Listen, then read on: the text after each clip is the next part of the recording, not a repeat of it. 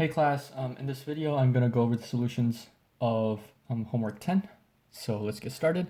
Alright, so starting with 1a. So question 1 is John is driving a car from his house to reach a certain destination. Okay, so suppose John drives to a destination that is 100 miles away. Okay, so John starts at his house and drives to the place, let's call it destination, that is 100 miles away. All right, if he drives at a constant speed of 50 miles per hour, how long does it take to reach the destination? All right, so in an hour, John covers 50 miles. So how long is it going to take, or how much time is it going to take for John to cover 100 miles? Well, after 1 hour, John covers 50 miles. So if he covers 50 miles twice, he would have covered 100 miles, right? So the answer would be 100 divided by 50, which is 2 hours. All right, so that's question 1. Hopefully it wasn't too hard.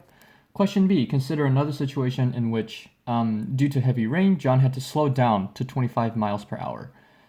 All right, so how long does the trip take now? Okay, so instead of 50 miles each hour, it's going to be 25 miles each hour.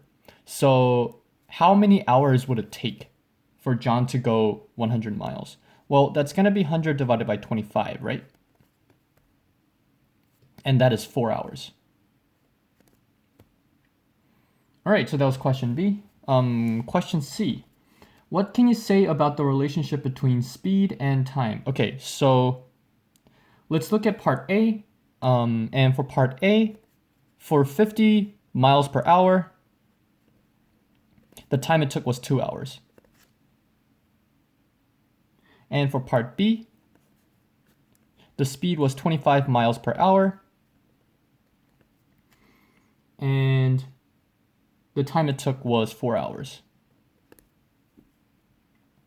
All right, so from this, which do you think is constant? Is 50 divided by 2, or like is the quotient constant?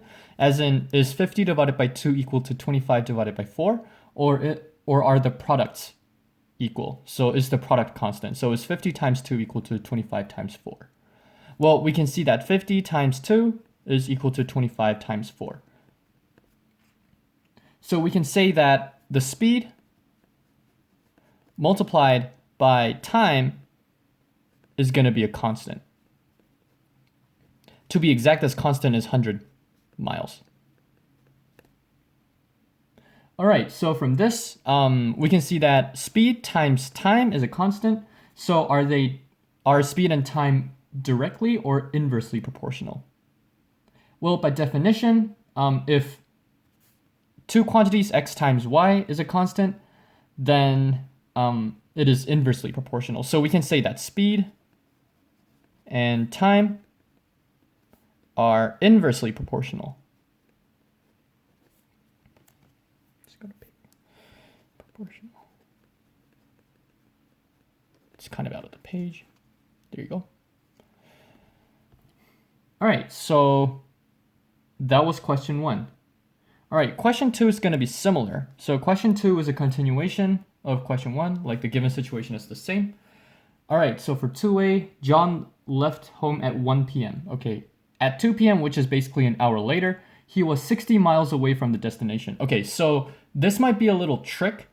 So in 1 hour, so his destination is 100 miles away. In 1 hour, how much did he cover? Well, the answer is not 60 because the question says he was 60 miles away from the destination. So if this is the destination, he was 60 miles away from it. So in an hour, how much did he actually cover? He actually covered 40 miles.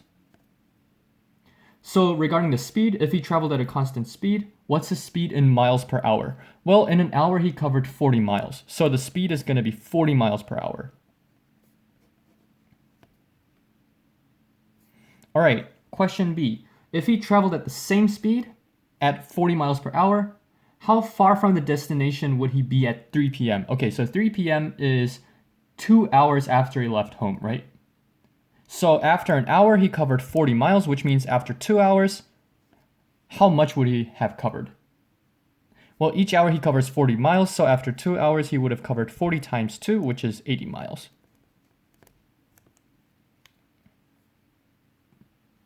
All right, let's look at question C. So question C, are time taken and distance traveled directly or inversely proportional? Okay, so in part A, we saw that in an hour, because it's 1 p.m. to 2 p.m., in an hour, John covered 40 miles. And in part B, we saw that in 2 hours, he covered 80 miles. All right, so from this, is the product constant or is the quotient constant? Well, here we can see that 40 divided by 1 is actually equal to 80 divided by 2. That's out of the page. Yeah, 40 divided by 1 is equal to 80 divided by 2. So from this, we can see that the distance traveled divided by time it took is the constant. And in fact, this constant is 40, 40 divided by, 1, which is 40 miles per hour. So from this, we can conclude that distance and time are directly or inversely proportional. They are directly proportional, according to the definition. Proportional.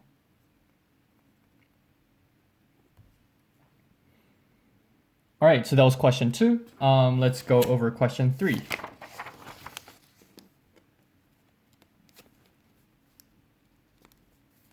All right, Stuart is mixing salt with water to mass produce brine. Okay, salt water. If the boss requests Stuart to produce 100 gallons of brine, okay, so the total volume is going to be 100 gallons.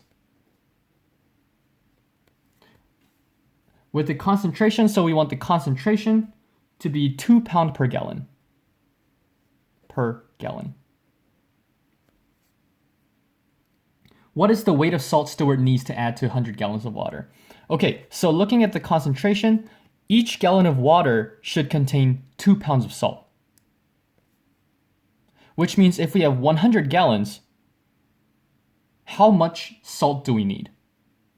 Well, for each gallon, it's going to be 2 pounds. So for 100 gallons, it's going to be 2 times 100, which is 200 pounds of salt. So this is A.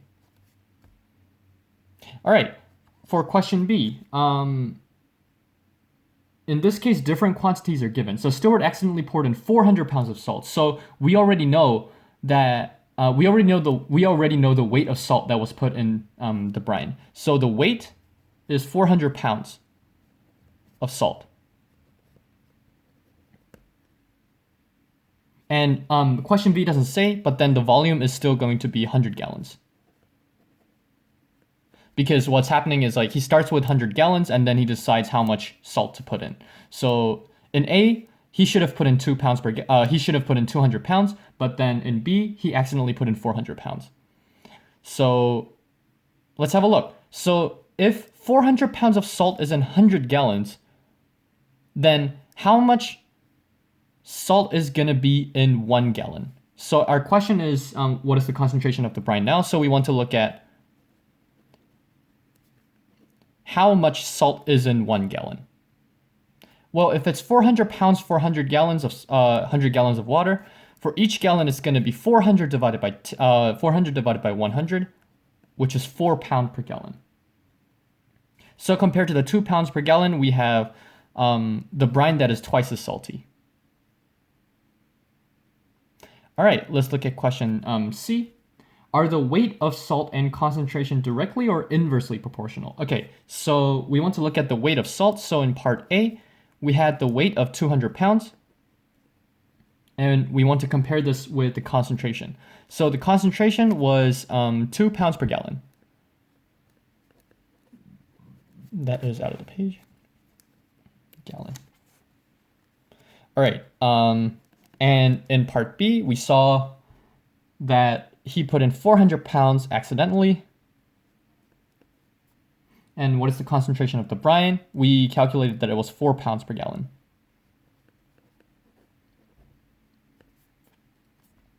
All right, so from this, what do we know? are weight and concentration, like, is the product of those constant, or is the quotient of these constant? Well, we can see that 200 divided by 2 is actually equal to 400 divided by 4, which turns out to be 100. So we can conclude that the weight divided by the concentration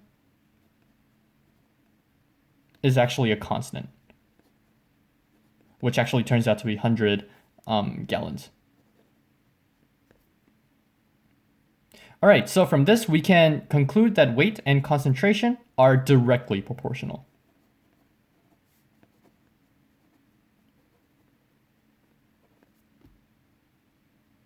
All right, and last but not least, let's go over question D.